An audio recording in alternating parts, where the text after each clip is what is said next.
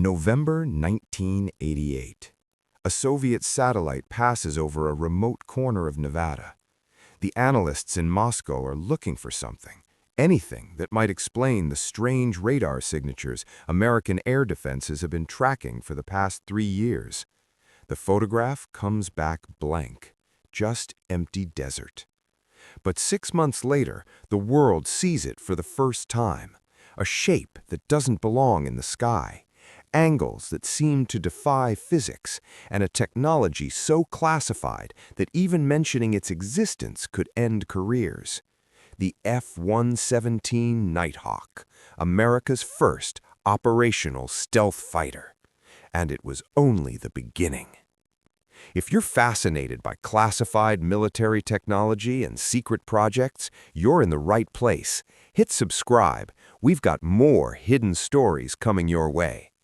For over 70 years, the United States has been developing aircraft in the shadows, black projects, classified programs, designs so advanced that admitting they exist would compromise national security.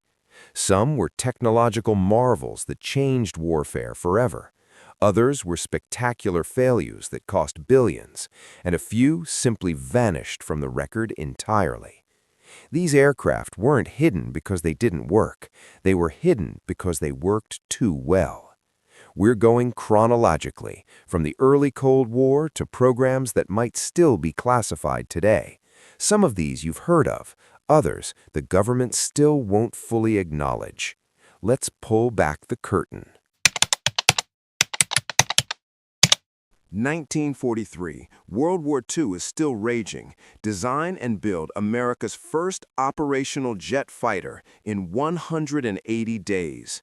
Kelly Johnson takes the job. He assembles 23 engineers and 105 technicians in a rented circus tent next to a plastics factory, hence the name Skunk Works. 143 days later, the XP-80 takes its first flight, 558 miles per hour, faster than anything America has. But the war ends before it sees combat. The P-80 becomes America's first operational jet fighter. What they tried to hide, how far behind the U.S. actually was in jet technology, and how desperately they scrambled to catch up. This was the birth of the Black Project model. Everything that came after traces back to that circus tent in Burbank. 1949. The Air Force needs a penetration fighter that can fly deep into Soviet territory. Lockheed proposes the XF-90. Twin engines, afterburners, swept wings. In reality, it's a disaster. Underpowered and outclassed. Only 2 prototypes are built. Both eventually become target drones for nuclear weapons tests. What the Air Force tried to hide, how badly they'd miscalculated what jet technology could actually do. This failure taught them something valuable. Sometimes you have to build the wrong aircraft to figure out how to build the right one. Republic Aviation tries something radical, an inverse taper wing that gets wider toward the tip, plus 4 rocket engines in the tail. In December 1952, the XF-91 becomes the first U.S. fighter to exceed Mach 1 in level flight. But the Air Force cancels it anyway. Too unconventional, too expensive. The rocket engines burn fuel so fast that combat range is measured in minutes. Why hide it? Because it worked, and admitting they canceled a supersonic rocket fighter that actually flew would raise uncomfortable questions. Both prototypes survive today as monuments to roads not taken. Korea, 1953. American pilots want something faster than the F-86 Sabre. Kelly Johnson builds them a missile with a man in it. The F-104 Starfighter. Tiny wings with razor-sharp leading edges, a single massive engine that could push it past Mach 2. The Air Force keeps its performance classified. They don't want the Soviets knowing how fast American fighters have become. But the F-104 has a dark secret. It's phenomenally dangerous. High wing loading means stalls are often unrecoverable. Germany buys hundreds and proceeds to crash 292 out of 916 aircraft. Over 100 German pilots die. Why hide the F-104's problems? Because they'd sold it to NATO allies as a miracle weapon. Admitting it was a death trap would destroy American credibility. The F-104 set 15 world records and killed hundreds of pilots. Number 5. Lockheed A-12 Oxcart. 1957. The CIA needs something untouchable after U-2s start getting shot down. Kelly Johnson designs the A-12, built from titanium, flies at Mach 3.2 at 85,000 feet. Its skin heats to over 500 degrees. The first flight happens in 1962 at Area 51. For years, the A-12 flies reconnaissance missions over North Vietnam and North Korea. The Soviets track it on radar, but can't touch it. Then, in 1968, the CIA retires it completely. Why? Because the Air Force version, the SR-71 Blackbird, is about to be announced. The CIA can't admit they've been flying an even faster aircraft for 6 years. The A-12 remains classified until 1982. Here's the twist. The A-12 could carry a nuclear weapon. It was designed not just for reconnaissance, but as a potential first strike platform. That capability? Still officially denied. North American XF-108 Rapier. Late 1950s, the Air Force needs a long-range interceptor to destroy Soviet bomber formations. North American designs the XF-108 Rapier. Mach 3 speed, advanced radar, GAR-9 missiles with nuclear warheads. But the strategic situation changes. ICBMs are replacing bombers. In 1959, the XF-108 is canceled. Not a single prototype is completed. The Air Force classifies everything about it. Why? Because the radar and missile systems get transferred to other programs. The Phoenix missile, one of the most capable air-to-air weapons ever built, traces directly back to the XF-108's GAR-9. The aircraft died, but its technology lived on, hidden inside other programs. Number 7.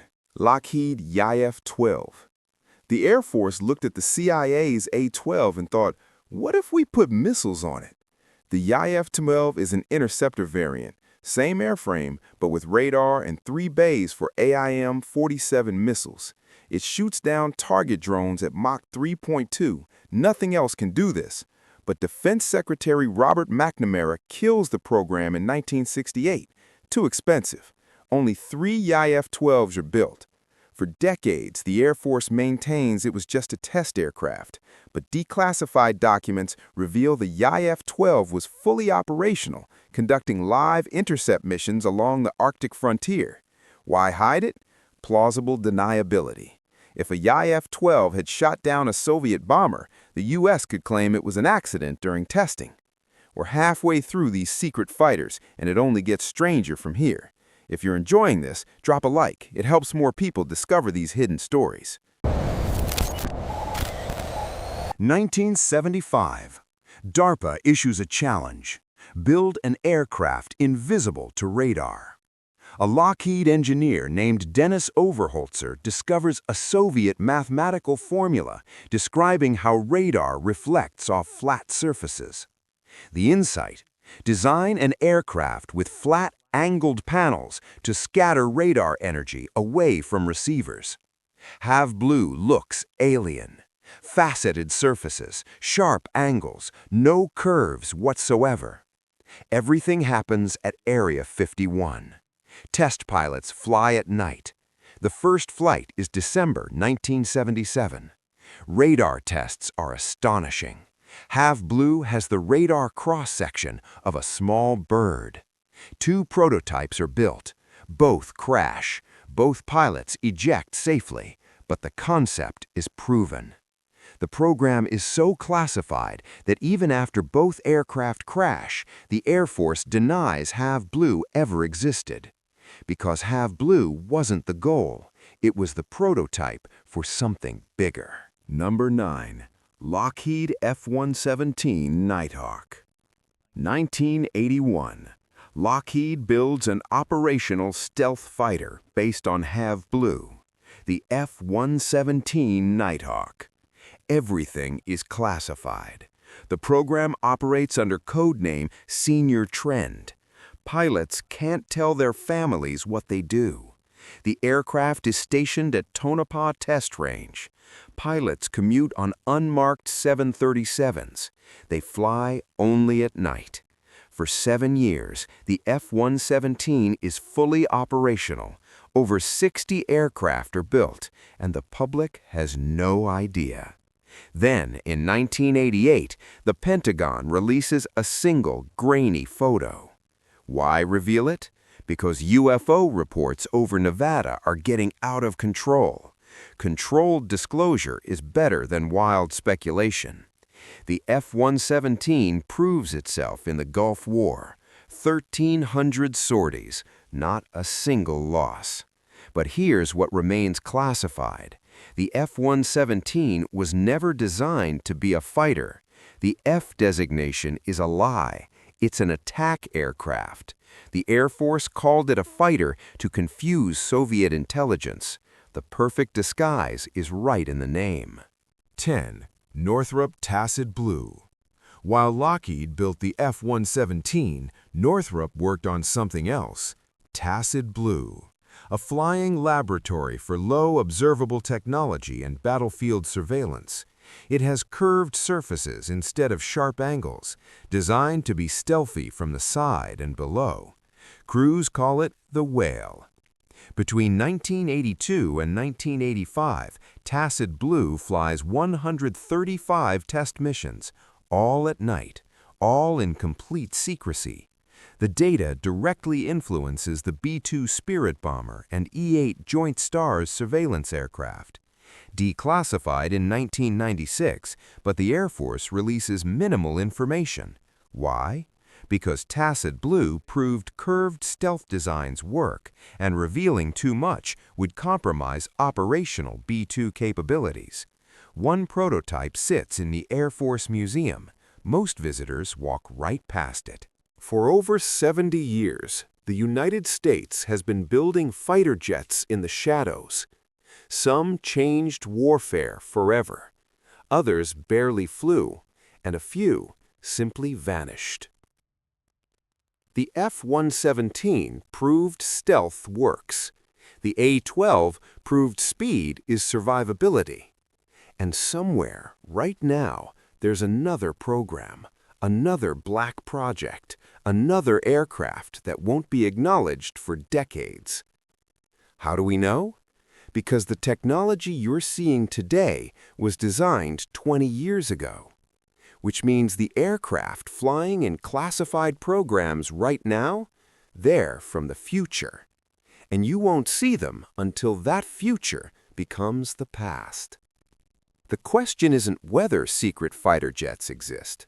The question is, how many are in the sky right now that we can't see? If that question keeps you up at night like it does us, subscribe for more declassified stories. We'll see you in the next one.